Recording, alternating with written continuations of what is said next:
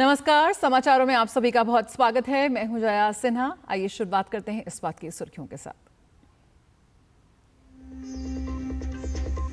केंद्रीय गृह मंत्री अमित शाह का पश्चिम बंगाल दौरा। कोलकाता में करेंगे केंद्रीय फोरेंसिक विज्ञान प्रयोगशाला का उद्घाटन। विशेष संगठनात्मक बैठक में लेंगे हिस्सा।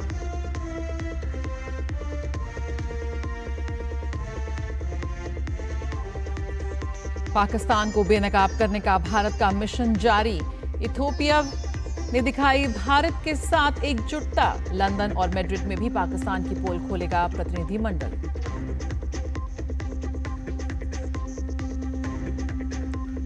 पूर्वोत्तर में लगातार हो रही बारिश से जनजीवन अस्त व्यस्त। असम में अब तक 3 लोगों की मौत। सिक्किम में भूस्खलन। अगले 7 दिन तक भारी बारिश का अलर्ट।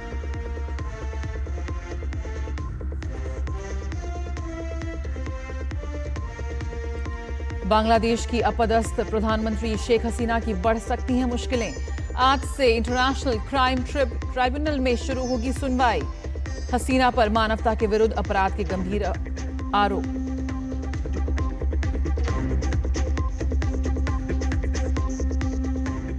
और आईपीएल में आज मुंबई और पंजाब के बीच होगा दूसरा क्वालिफायर मुकाबला।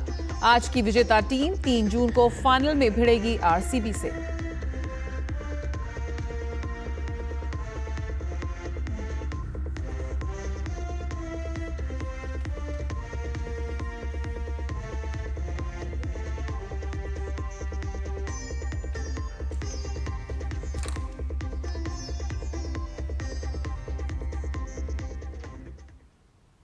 केंद्रीय गृह और सहकारिता मंत्री अमित शाह पश्चिम बंगाल के दौरे पर हैं। अमित शाह आज पश्चिम बंगाल में कई कार्यक्रमों में भाग लेंगे। वे कोलकाता में सीएफएसएल कोलकाता के नए भवन का उद्घाटन करेंगे। इसके साथ ही विजय संकल्प कार्यकर्ता सम्मेलन को संबोधित करेंगे। अमित शाह अपने दौरे के दौरान विशेष संगठनात्मक बैठक में भी भाग लेंगे। इससे पहले कोलकाता पहुंचने पर गृह मंत्री अमित शाह का भव्य स्वागत किया गया।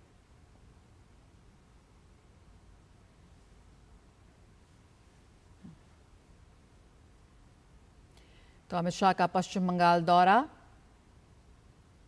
जेडीयू सांसद संजय कुमार झा के नेतृत्व में सर्वदलीय प्रतिनिधिमंडल मलेशिया की राजधानी कुआलालंपुर पहुंचा। प्रतिनिधिमंडल का स्वागत मलेशिया में भारतीय उच्चायुक्त बीएन रेड्डी ने किया। उच्चायुक्त ने उन्हें मलेशिया के साथ भारत के संबंधों के बारे में जानकारी दी। प्रतिनिधिमंडल ने यहां रह रहे प्रवासी भारतीय समुदाय से भी बात की।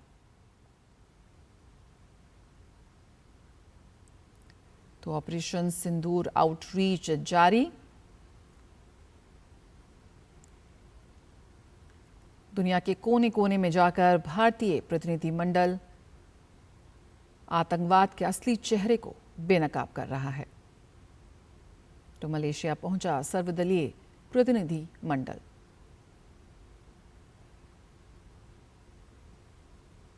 ऑपरेशन सिंदूर आउटरीच के तहत भारत के सर्वदलीय प्रतिनिधिमंडल दुनिया भर में पाकिस्तान के आतंकी चेहरे को बेनकाब कर रहे हैं। इसी क्रम में भाजपा सांसद बैजयंत पांडा के नेतृत्व में सर्वदलीय प्रतिनिधिमंडल इस समय अल्जीरिया में है। डेलीगेशन ने अल्जीरियर्स में भारतीय समुदाय के साथ बातचीत में पहलगाम में पाकिस्तान प्रायोजित आतंकवादी हमले में जान गंवाने वालों को श्रद्धांजलि देने के लिए 1 मिनट का मौन रखा। डेलीगेशन में शामिल एआईएमआईएम सांसद असीउद्दीन ओवैसी ने कहा कि आतंक फैलाने वाले इंसानियत के दुश्मन हैं।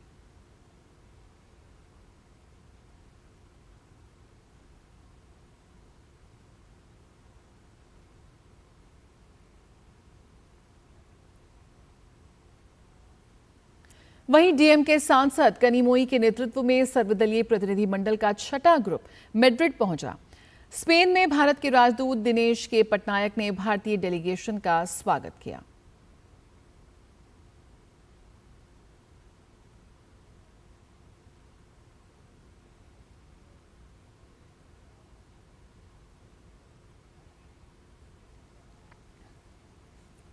राष्ट्रीय जांच एजेंसी यानी कि एनआईए ने शनिवार को पाकिस्तान से जुड़े जासूसी के एक मामले में देश के 8 राज्यों में 15 स्थानों पर एक सघन तलाशी अभियान चलाया। दिल्ली, हरियाणा, पश्चिम बंगाल, उत्तर प्रदेश, महाराष्ट्र, राजस्थान व असम सहित 8 राज्यों में पाकिस्तानी खुफिया एजेंटों से जुड़े संदिग्धों के ठिकानों पर छापेमारी की गई। इस दौरान अलग अलग स्थानों से इलेक्ट्रॉनिक डिवाइस और वित्तीय दस्तावेज जब्त किए गए। एनआईए भारत विरोधी साजिश से जुड़े सुराग जुटाने में जुटी हुई थी। आरोप है कि संदिग्धों ने पाकिस्तानी एजेंटों को गोपनीय जानकारियां लीक की थी। जानकारियां लीक करने के बदले सभी आरोपियों को भारत में अलग अलग माध्यमों से पैसे मिले थे, जिसकी जांच जारी है। एनआईए ने 20 मई को इस मामले में केस दर्ज किया था। मामला शासकीय गोपनीयता अधिनियम, गैर कानूनी गतिविधियां रोकथाम अधिनियम और भारतीय न्याय संहिता की धाराओं में दर्ज किया गया है।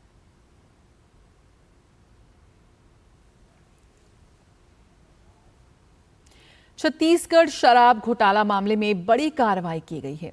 एसीबी ईओडब्ल्यू की टीम ने शराब कारोबारी विजय भाटिया को दिल्ली से गिरफ्तार किया।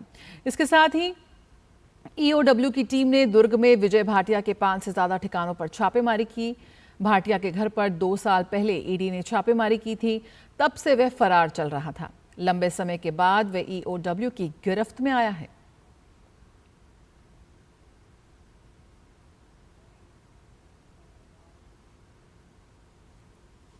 तो छत्तीसगढ़ शराब घोटाले में बड़ी कार्रवाई एनआईए की। और आइए अब बात करते हैं मौसम की।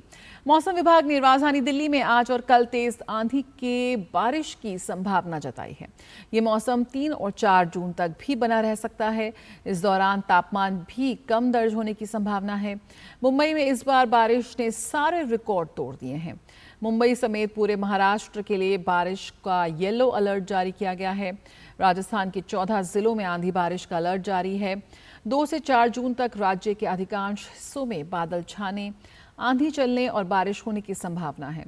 इसके साथ ही मध्य प्रदेश और उत्तर प्रदेश के कई जिलों के लिए भी आंधी और बारिश का अलर्ट जारी किया गया है। वहीं देश उत्तरी राज्य हिमाचल प्रदेश और जम्मू कश्मीर में भी बारिश का अलर्ट है। हिमाचल प्रदेश में आज और कल के लिए आंधी बारिश और तूफान का ऑरेंज अलर्ट जारी किया गया है। चंबा, कांगड़ा, कुल्लू, मंडी और शिमला जिलों में अलग अलग स्थानों के लिए चेतावनी जारी की गई है। कल सोलन और सिरमौर के लिए अलर्ट है। जम्मू कश्मीर के जम्मू में कल जमकर बारिश हुई। पहाड़ी इलाकों में बेमौसम बर्फबारी के कारण तापमान में गिरावट दर्ज की गई है। पुंछ, राजौरी, रियासी, रामबन, डोडा और किश्तवाड़ जिलों में 2 से 3 इंच बर्फबारी हुई है। तो झमाझम बारिश का दौर जारी। हालांकि इन सभी राज्यों में फिलहाल प्री मॉनसून का ही असर बना हुआ है। मौसम विभाग के मुताबिक दक्षिणी राज्य केरल, कर्नाटक, आंध्र प्रदेश, तेलंगाना और तमिलनाडु के साथ गोवा, महाराष्ट्र तक मॉनसून पहुंच चुका है। इसके साथ ही पूर्वोत्तर राज्य मिजोरम, मणिपुर, नागालैंड, अरुणाचल प्रदेश, त्रिपुरा, असम और मेघालय तक भी मॉनसून पहुंच चुका है। साथ ही उड़ीसा और छत्तीसगढ़ में भी मॉनसून ने दस्तक दे दी है।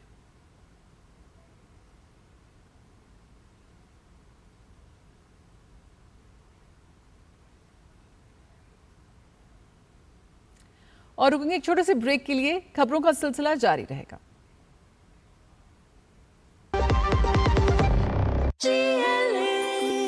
जो लक्ष्य चुना था समझ आने लगा है। जीएलए यूनिवर्सिटी, उच्च लक्ष्यों की निश्चित प्राप्ति।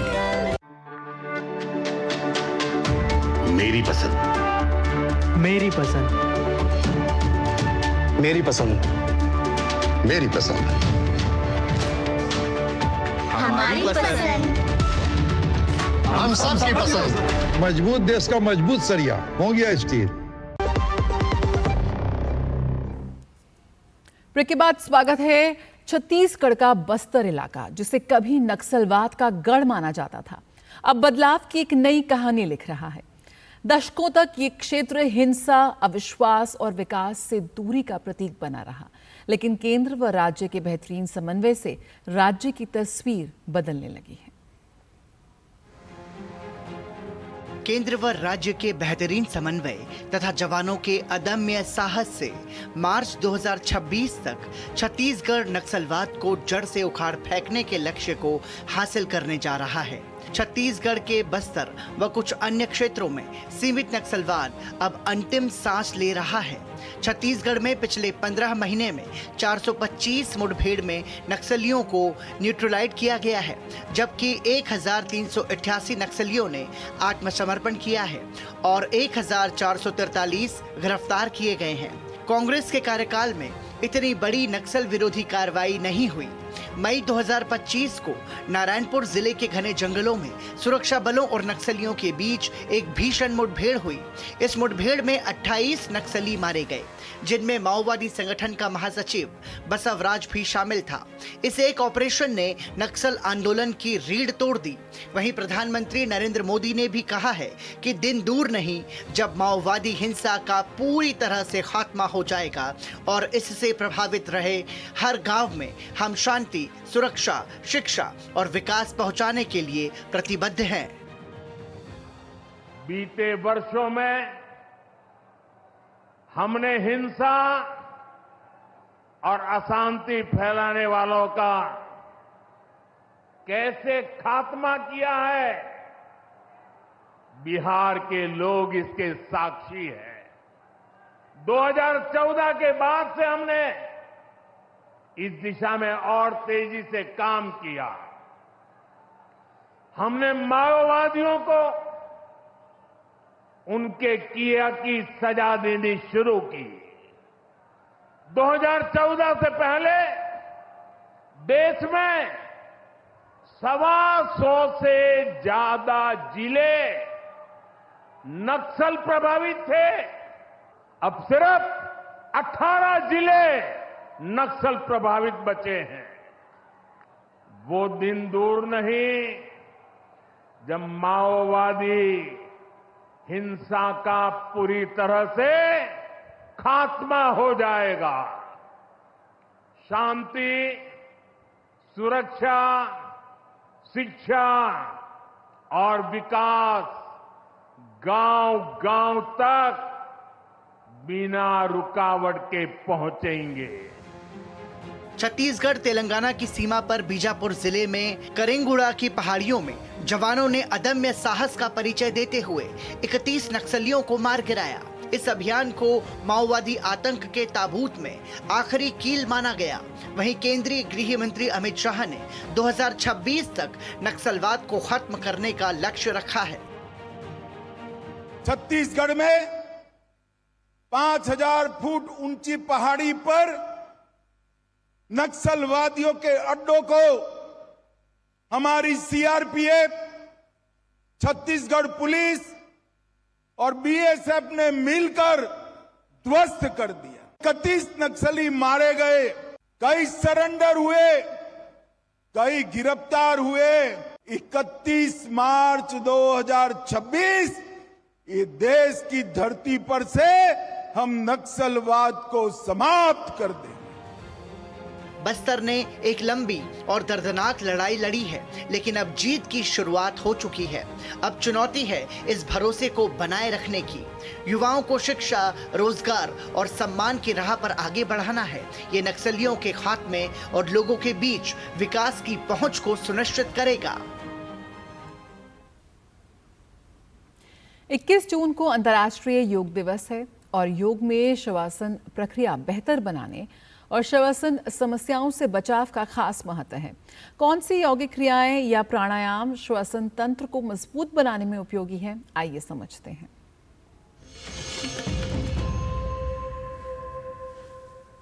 आज हम 2 प्राणायाम का अभ्यास करेंगे जो कि हमारी सांस लेने की शक्ति को बढ़ाने के लिए बहुत ही लाभदायक साबित होने वाले हैं।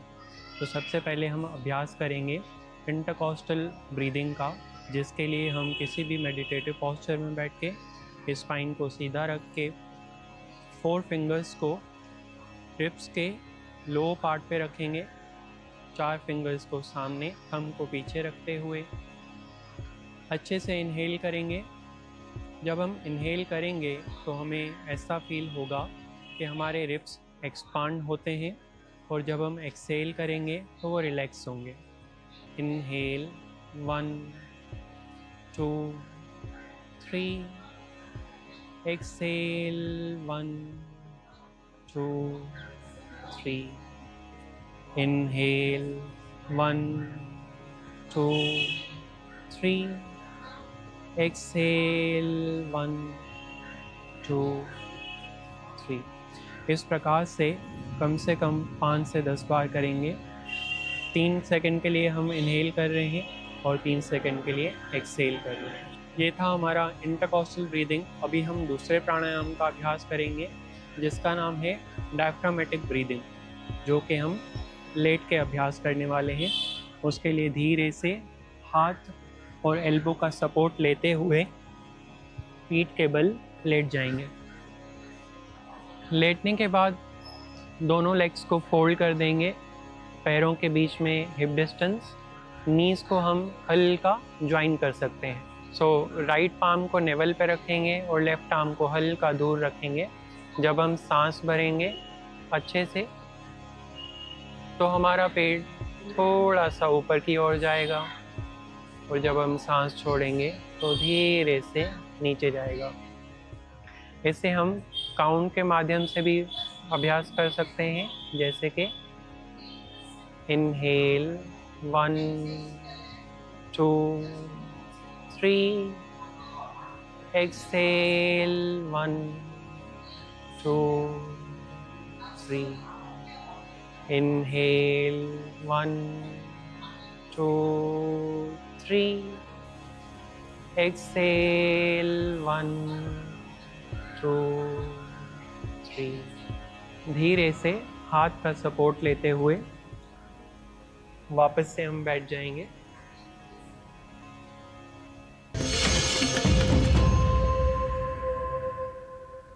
तो योग को जरूर अपनी दैनिक दिनचर्या में अपनाएं।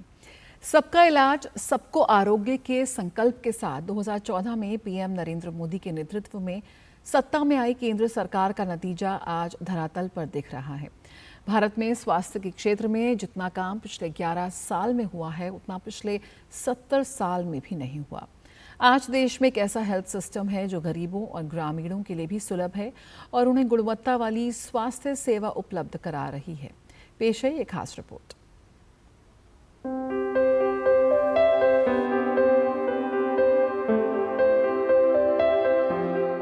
स्वस्थ भारत विकसित भारत का आधार है। केंद्र की नरेंद्र मोदी सरकार पिछले 11 वर्षों से निरंतर देश की स्वास्थ्य सेवाओं को मजबूती प्रदान कर रही है और लोगों को स्वस्थ जीवन शैली अपनाने के लिए प्रेरित कर रही है। साल 2014 से लेकर हाल के दिनों तक नजर डालें तो हमें देश में स्वास्थ्य सेवाओं, हेल्थ इंफ्रास्ट्रक्चर, रिसर्च, तकनीक और इस क्षेत्र के शैक्षणिक प्रयासों में एक बड़ा बदलाव देखने को मिलेगा। गरीब व्यक्ति पैसे के अभाव में इलाज से वंचित न रहे, इसके लिए प्रधानमंत्री नरेंद्र मोदी ने 2018 में दुनिया की सबसे बड़ी स्वास्थ्य बीमा योजना प्रधानमंत्री जन आरोग्य योजना की शुरुआत की। इसके तहत हर साल 5 लाख तक का मुफ्त इलाज देने का प्रावधान है। इस योजना के दायरे में करीब 55 करोड़ लोग आते हैं। अक्टूबर 2024 में योजना का विस्तार करके देश के हर एक परिवार के 70 वर्ष और उससे अधिक आयु के सभी वरिष्ठ नागरिकों को शामिल किया गया। उनके लिए आयुष्मान वय वंदना कार्ड जारी किया जा रहा है। पीएमजे के तहत अब तक 40 करोड़ से अधिक लाभार्थियों का आयुष्मान कार्ड बन चुका है और 9 करोड़ से ज्यादा अस्पताल में भर्ती की स्वीकृति दी गई है। योजना के तहत 68 लाख कैंसर के मरीजों का इलाज किया जा चुका है, जिसमें से 76% ग्रामीण इलाके से हैं। देश के 1,75,000 आयुष्मान आरोग्य मंदिर देश की स्वास्थ्य क्षेत्र की तस्वीर बदल रहे हैं। आयुष्मान आरोग्य मंदिर सेंटर ई संजीवनी टेलीमेडिसिन से जुड़े हुए हैं। जन औषधि केंद्र पर लगी यह भीड़ प्रधानमंत्री जन औषधि परियोजना की सफलता की कहानी बता रही है। इसके तहत देश भर में करीब 15,000 से ज्यादा जन औषधि स्टोर खुल गए हैं। पीएम जन औषधि की शुरुआत जब से हुई है तब से मैंने बहुत बार दवाइयाँ ली हैं।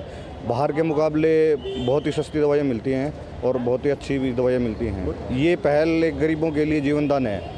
किडनी की बीमारी से ग्रस्त ग्रामीण लोगों को घर से दूर न जाना पड़े, इसके लिए देश के 700 से ज्यादा जिलों में 1,500 से ज्यादा डायलिसिस सेंटर खोले गए हैं, जहां मुफ्त डायलिसिस की सुविधा उपलब्ध है। हार्ट स्टेंट, नी इम्प्लांट जैसे उपकरणों की कीमत भी बहुत कम की गई है। सस्ता इलाज और सस्ती दवा की पहल से आज देश के हर नागरिक का बीमारी के इलाज में औसत खर्च 25% कम हो गया है। सार्वजनिक स्वास्थ्य क्षेत्र में क्षेत्रीय असंतुलन दूर करने के लिए देश के हर राज्य में एम्स खोले जा रहे हैं। आजादी के 60 सालों तक देश में सिर्फ एक ही एम्स था, आज देश भर में 22 एम्स हैं। बीते 10 सालों में देश में मेडिकल कॉलेज की संख्या में 101% की वृद्धि हुई है।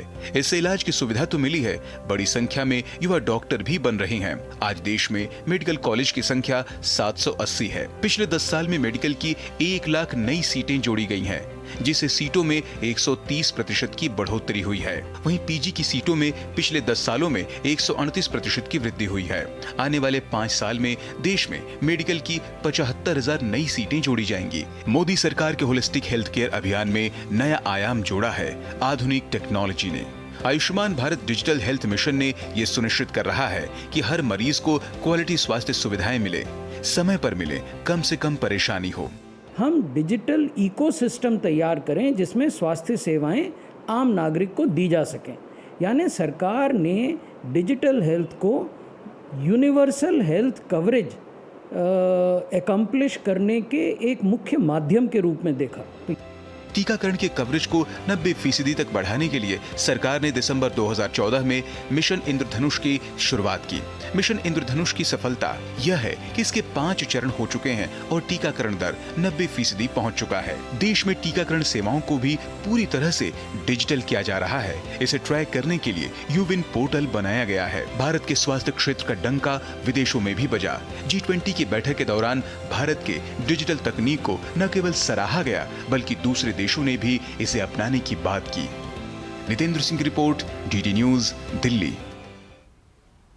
वक्त है एक और छोटे से ब्रेक का, जल्द हाजिर होते हैं। पता है, I was a bright student. कुछ करना चाहती थी, कुछ बनना चाहती थी। आप अपना खुद का स्टार्ट कीजिए ना, खुद का बिजनेस। और उसमें पैसे तो बहुत लगेंगे ना। Zero investment. Zero investment? हाँ, आई एम डूइंग इट। मैं एक principal madam, she is my client. मैं LIC एजेंट हूँ। LIC एजेंट बनो, अब बड़ा सोचो। हमारी वेबसाइट पर जाएं या अपनी नजदीकी LIC शाखा से संपर्क करें। मेरी पसंद। मेरी पसंद। मेरी पसंद। मेरी पसंद। हमारी पसंद। हम सबकी पसंद। मजबूत देश का मजबूत सरिया हो गया स्टील। के बाद स्वागत है। मंगोलिया के उलान बटार स्थित विशेष बल प्रशिक्षण केंद्र में भारत मंगोलिया संयुक्त सैन्य अभ्यास नोमैडिक एलिफेंट का 17वां संस्करण चल रहा है। कल शुरू हुआ ये सैन्य अभ्यास आगामी 13 जून तक चलेगा। उद्घाटन समारोह में मंगोलिया में भारत के राजदूत अतुल मल्हारी, गोत्सुर्वे और मंगोलियाई सेना के मेजर जनरल लख गवा सुरेन गनसेलम सहित प्रमुख गणमान्य व्यक्तियों ने भाग लिया। यह अभ्यास दोनों देशों के सशस्त्र बलों के बीच अधिक सहयोग और आपसी समझ को बढ़ावा देगा। इस संयुक्त अभ्यास से न केवल दोनों सेनाओं की परिचालन तत्परता बढ़ेगी बल्कि द्विपक्षीय रक्षा संबंधों को भी और मजबूती मिलेगी। संयुक्त अभ्यास में अर्ध पहाड़ी इलाकों में आतंकवाद विरोधी अभियान शामिल होंगे। इसके साथ ही सैनिक संयुक्त राष्ट्र के शांति अभियानों के दौरान आयोजित गतिविधियों का भी पूर्वाभ्यास करेंगे। वास्तविक दुनिया की स्थितियों का अनुकरण करेंगे जहां बहुराष्ट्रीय बलों को जटिल वातावरण में प्रभावी ढंग से सहयोग करना चाहिए।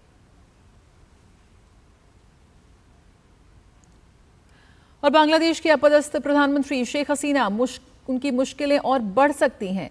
बांग्लादेश का इंटरनेशनल क्राइम ट्रिब्यूनल आज शेख हसीना के खिलाफ आरोपों की आधिकारिक सुनवाई शुरू करेगा। अभियोजन पक्ष आज न्यायाधिकरण में औपचारिक आरोप पेश करेगा। शेख हसीना के खिलाफ बांग्लादेश में बीते साल हुए विद्रोह के दौरान मानवता के विरुद्ध अपराध के आरोप हैं। बीती 12 मई को न्यायाधिकरण की जांच एजेंसी ने अपदस्थ प्रधानमंत्री शेख हसीना, पूर्व गृहमंत्री असदुज्मा खान कमाल और पूर्व पुलिस महानिरीक्षक चौधरी अब्दुल्ला अल मामून के विरुद्ध अपनी जांच रिपोर्ट प्रस्तुत की थी। शेख हसीना पहले से ही ICT में दर्ज 2 अन्य मामलों का सामना कर रहे हैं। और मंगोलिया में आयोजित हो रही कुश्ती की रैंकिंग सीरीज में महिला वर्ग की चैंपियनशिप का खिताब भारतीय टीम ने अपने नाम कर लिया है। भारतीय महिला पहलवानों ने प्रतियोगिता में कुल 8 पदक हासिल किए, जिसमें 5 स्वर्ण, 1 कांस्य और 2 रजत पदक रहे। यूएफए चैंपियंस लीग 2024-25 का फाइनल मुकाबला पेरिस सेंट जर्मन और इंटर मिलान के बीच आज देर रात आयोजित होगा। दोनों टीमों ने इस सीजन शानदार प्रदर्शन किया है और अब फाइनल जीतने में भी अपनी पूरी जान लगा देंगे। इंटर मिलान अपनी रिकॉर्ड बुक में चौथा यूसीएल खिताब जोड़ना चाहता है और 2010 के बाद ये उनका पहला खिताब होगा। एसी मिलान फुटबॉल क्लब ने मैसिमिलियानो एलेग्री को दोबारा टीम का कोच नियुक्त किया है। एलेग्री इससे पहले एसी मिलान क्लब के साथ साल 2010 से 2014 तक मैनेजर के पद पर रहे। एलेग्री हाल में ही कोच के पद से हटाए गए सर्जियो कॉन्सेसाओ की जगह लेंगे। कोच के तौर पर एलेग्री के एसी मिलान के साथ प्रदर्शन को देखा जाए तो उनका टीम के साथ विनिंग परसेंटेज करीब 51.12% का रहा है। खबरों का सिलसिला जारी रहेगा, बने रहिए डीडी न्यूज के साथ। मुझे दीजिए इजाजत, नमस्कार।